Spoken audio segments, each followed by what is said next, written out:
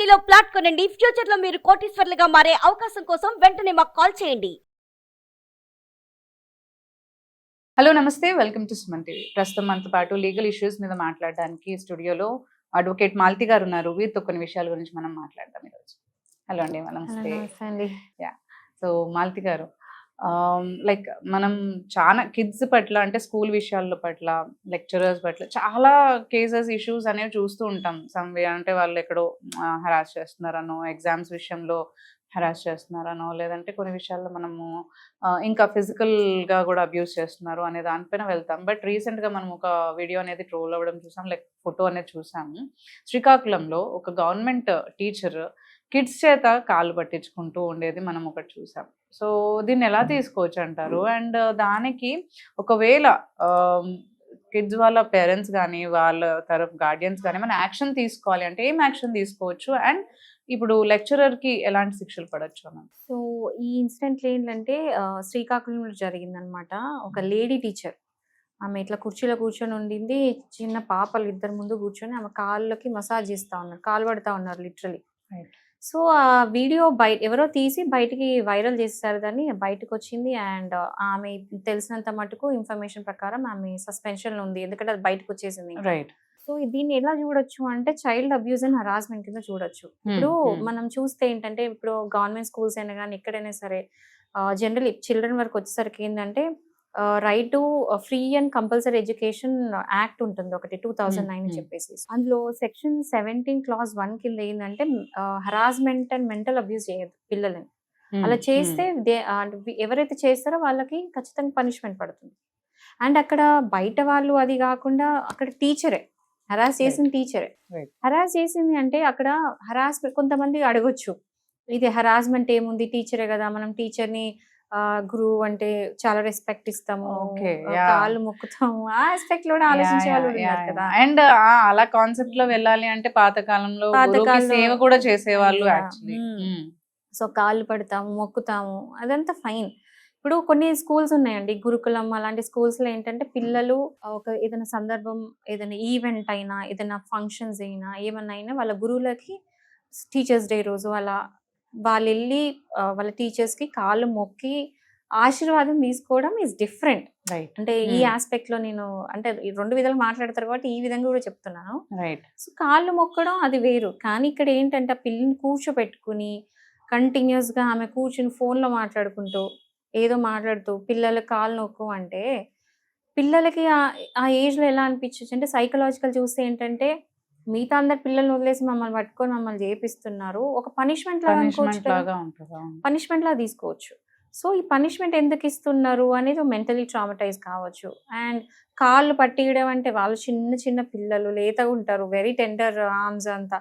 So అట్లా తీసుకొని అంటే మా చేతిలో సేవ్ చేస్తున్నారు, ఈ లైక్ ఈ స్టాండర్డ్ లో ఉన్నాం కాబట్టి మాకు ఇలా చేపిస్తున్నారేమో అనే థాట్ వస్తుంది. ఉన్నాము, మా దగ్గర డబ్బులు లేవు, ఆ థాట్ కూడా రావచ్చు. రైట్. ఇంత టెండర్ ఏజ్ లో వాళ్ళకి ఇలాంటి మైండ్ లో అలా పడిపోతే ఇంకా అది ఫర్దర్ ఎలా పోతుంది, ఎట్లా క్యారీ ఆన్ అవుతుందో కూడా తెలియదు కదా.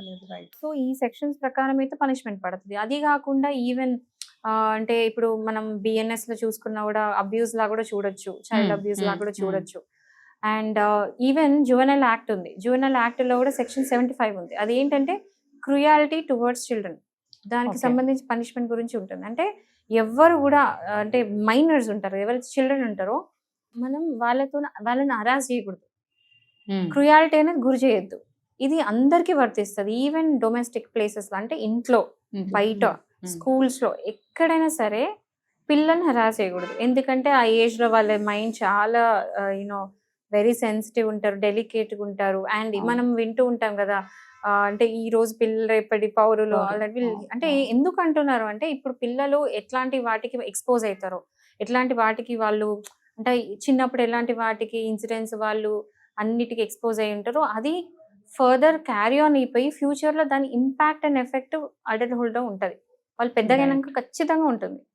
సో అందుకని కాపాడుకోవాలి, వాళ్ళ మెంటల్ హెల్త్ కూడా ఇంపార్టెన్స్ ఇవ్వాలి, అన్ని ఇవ్వాలి. ఎస్పెషల్లీ హెరాస్ చేయకూడదు, ఈవెన్ పేరెంట్స్ కూడా. ఎందుకంటే ఒక 3-4 months బ్యాక్ ఒక కేసు చూసాను, విచ్ గాట్ వైరల్ అగైన్. ఎట్లా అంటే సొంత తండ్రి వాళ్ళ కూతుర్ని కూర్చోపెట్టుకుని ముందర అంటే కాలు వేసి ఆ పాప ముందు కూర్చుని ఉంటే తంతా ఉన్నాడు వాళ్ళ సొంత తండ్రి. ఓకే. చదువుతున్న అమ్మాయి తప్పుడు చేయలా. కానీ అక్కడ ప్రాబ్లం ఏంటంటే ఫాదర్ డ్రంక్ హార్డ్, తాగబోతనమాట. అండ్ మెంటలీ స్టేబుల్గా లేడు. ప్లస్ అప్పులు అవన్నీ ఉండేసరికి ఆ ఫ్రస్ట్రేషన్ ఎక్కడ తీయాలో అర్థం కాక పాప మీద తీస్తా ఉన్నాడు. ఓకే. సో పాపని అక్కడ కూర్చోబెట్టుకొని కంటిన్యూస్గా కాలుతో తంతానే ఉన్నాడు. ఆ వీడియో చూసి నేను అసలు చాలా మూవ్ అయిపోయినా, ఏంటి అసలు ఇది ఇట్లా చదువుతా, సొంత తండ్రి అక్కడ. సో ఇట్లాంటివన్నిటికి అంటే నేను చెప్తున్నాను, డొమెస్టిక్ అంటే మన ఇంట్లో కూడా అయ్యే హరాస్మెంట్ కూడా We can file. Oh. Section 75 కిందకి వస్తుంది జువెనైల్ యాక్ట్.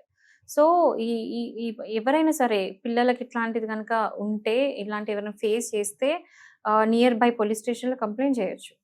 అండ్ వీళ్ళకి 2 years దాకా కూడా ఇంప్రిజన్మెంట్ పడే అవకాశం ఉంది. పర్టికులర్ ఈ ఇన్సిడెంట్ గురించి మాట్లాడితే మాత్రం ఇప్పుడు టీచర్ అయితే సస్పెన్షన్లో ఉంది. సో తర్వాత ఏం చేస్తారంటే టీచర్ని తీసుకెళ్ళి ఇంటర్నల్గా వాళ్ళ కమిటీ వేస్తారు. ఇంటర్నల్గా వాళ్ళ ప్రొసీడింగ్స్ అవుతాయి, ఇన్వెస్టిగేషన్ చేస్తారు, ఏం జరిగింది అసలు ఏంటి మొత్తం థరోగా ఆ ఇన్సిడెంట్ గురించి మొత్తం చేసిన తర్వాత ఆవిడ తప్పు అని తెలిసినప్పుడు అప్పుడు కేసు ఫైల్ అవుతుంది. కేసు ఫైల్ అయిన తర్వాత ఎలాంటి పనిష్మెంట్ ఇవ్వాలి. తర్వాత ఒకవేళ ఆమె తప్పు అని తెలిస్తే మాత్రం ఆమెను పర్మనెంట్గా డిస్మిస్ చేసే అవకాశాలు ఉన్నాయి అనమాట. అంటే పర్మనెంట్గా జాబ్ నుంచి తీసేసే అవకాశాలు ఉన్నాయి. సో ఇట్లాంటి ఇన్సిడెంట్స్ మనం ఫస్ట్ టైం వినలేదు. ఈవెన్ నార్త్ ఇండియా సైడ్ వెళ్తే కూడా మనం అంటే చాలా ఇన్సిడెంట్స్ రిపోర్ట్ అవుతూ ఉంటాయి. రీసెంట్ గా పిల్లలని ఇట్లా పర్సనల్ యూజెస్ అని అంటారు కదా, పర్సనల్ యూజ్ కోసము. ఇప్పుడు ఈ female teacher, even mail teachers కూడా అబ్బాయిలని హరాస్ చేయడము. అండ్ రీసెంట్ గా నార్త్ ఇండియాలో ఒక ప్లేస్ లో ఒక అమ్మాయి పీరియడ్స్ వచ్చిందని చెప్పేసి బయట కూర్చోబెట్టారు. అంటే ఈ కాలంలో కూడా ఇట్స్ లైక్ 2025 ఈ ఇయర్ లో కూడా ఏ యుగం ఇన్ని మాట్లాడుతుంటాం చాలా గొప్ప. బట్ ఆ టైంలో కూడా ఆ పాపని సపరేట్ చేసి, అంటే మిగతా స్టూడెంట్స్ నుంచి సపరేట్ చేసి ఎగ్జామ్ టైంలో మళ్ళీ వెళ్ళి తీసుకెళ్లి బయట కూర్చోబెడితే ఆ పాప షివాస్ అంటే దాన్ని నార్మలైజ్ చేస్తారనమాట. ఓకే, ఆ పాపని అడిగితే నాకు పీరియడ్స్ వచ్చింది అందుకే బయట కూర్చోబెట్టారని లైట్ గా చెప్తుంది. అంటే డోంట్ ఈవెన్ నో, ఆమెకు తెలియని కూడా తెలియదు మాట. ఇట్లా ఉండదు, ఇలాంటిది ఉండదు. యాక్చువల్లీ ఇట్స్ లైక్ అబ్నార్మల్ అని తనకు తెలియదు, ఆమె నార్మల్ అనుకుంటుంది పాప. So this is there still. అంటే ఇలాంటివి టీచర్స్ అంటే ఇప్పుడు మన దేశ భవిష్యత్తు అంతా కూడా పిల్లల చేతిలో ఉంది. అండ్ పిల్లలని తీసుకురావాలి ఒక స్టేజ్ కంటే స్టార్టింగ్ స్టేజ్ లో ఫస్ట్ పేరెంట్స్, సెకండ్ టీచర్స్ బాధ్యత, వాళ్ళ responsibility. And they are the one. వాళ్ళు కావ్ చేస్తారు పిల్లల్ని ఎలా కావ్ చేస్తే పిల్లలు అలా పెద్దగా అలా అవుతారు. సో ఫస్ట్ పేరెంట్స్ అండ్ తర్వాత టీచర్సే. అండ్ నిజంగా చెప్పాలంటే టీచర్స్ ఎక్కువ రోల్ ఉండొచ్చు, ఎందుకంటే పేరెంట్స్ లిమిటెడ్ టైంలో ఉంటారు. ఇప్పుడు స్కూల్స్ కూడా కొన్ని స్కూల్స్ అయితే 5 వరకు ఉంటున్నాయి, 6 సెమీ రెసిడెన్షియల్స్ అయితే మొత్తం అక్కడే ఉంటారు. సో ఇలా చూసుకుంటే వెళ్తే ఏంటంటే ఇంకా టీచర్స్ చేతుల్లో ఎక్కువ ఉంటారు పిల్లలు. సరిగ్గా చూసుకునే టైంలో ఇలా హరాస్ చేయడం కరెక్ట్ కాదు. సో ఈ ఇన్సిడెంట్స్ పక్క పెడితే ఇంకా పాజిటివ్ సైడ్ కూడా మాట్లాడుకుందాం. ఎందుకంటే నేను ఓన్లీ బ్యాడ్ టీచర్స్ గురించి ఇప్పటిదాకా మాట్లాడలేదు, ఆర్ రియలీ గుడ్ టీచర్స్. ఎందుకంటే మన టైంలో టీచర్స్ అంతా కూడా కొట్టడము, తిట్టడం అలాంటివి ఉండేవి. బట్ దెన్ మనం ఇలా ఉండడానికి కారణం క్రెడిట్ టు టీచర్సే, నేను తప్పుగా చెప్పను. బట్ ఈ కాలంలో టీచర్స్ కూడా ఇట్లా అంటే రకరకాలుగా టాలెంట్స్ చూపిస్తూ డాన్స్ చేస్తూ అన్ని వీడియోస్ ఎన్నో బయటకు వస్తున్నాయి. డాన్స్ చేస్తూ పిల్లలతో పాటు సమానంగా కూర్చుని వాళ్ళని చూసుకునే మంచి టీచర్స్ బోత్ వేస్. నేను టీచర్స్ కమెంట్ చేయట్లేదు. బట్ ఈ పర్టికులర్ ఇన్సిడెంట్ గురించి వచ్చింది కాబట్టి, చిల్డ్రన్ అబ్యూస్ గురించి వచ్చింది కాబట్టి ఈ పర్టికులర్ సెక్షన్స్ ఉన్నాయి. మనం ఎవరైనా సరే ఇట్లాంటి కనుక ఫేస్ చేస్తే మీరు నియర్ బై పోలీస్ స్టేషన్ లో కంప్లైంట్ చేయొచ్చు. Okay, whenever they are facing these kind of things, they can approach directly to the police station. And పిల్లలు ఖచ్చితంగా వెళ్ళి పేరెంట్స్ కి చెప్పాలి. అంటే పిల్లలు ఎవరైనా సరే ఈ వీడియో చూస్తే మాత్రం భయపడద్దు, వెళ్ళి బెదిరించినా కూడా స్టిల్ మీకు ఛాన్స్ ఉంది. మీరు వెళ్ళి పేరెంట్స్ కి చెప్తే సరిపోతుంది. వెళ్ళి పోలీస్ స్టేషన్ లో కంప్లైంట్ పెడతారు, ఏదో యాక్షన్ తీసుకుంటారు. అంటే తర్వాత పేరెంట్స్ చూసుకుంటారు. సో పిల్లలు కూడా భయపడుకుంటే వెళ్ళి ఫస్ట్ పేరెంట్స్ చెప్పాలి. అండ్ పేరెంట్స్ కి పిల్లలు చెప్పాలి అంటే పేరెంట్స్ పిల్లలకు చెప్పాలి, ఏమన్నా అయితే మీరు వచ్చి నాకే చెప్పాలి అని ఎడ్యుకేట్ పిల్లలకు చేయాలి. సో ఇట్లాంటి ఎడ్యుకేషన్ పేరెంట్స్ కి ఉండాలి, పేరెంట్స్ త్రూ పిల్లలు కూడా రావాలి. రైట్. థ్యాంక్ యూ అండి. థ్యాంక్ యూ మాలతి గారు. Thank you so much.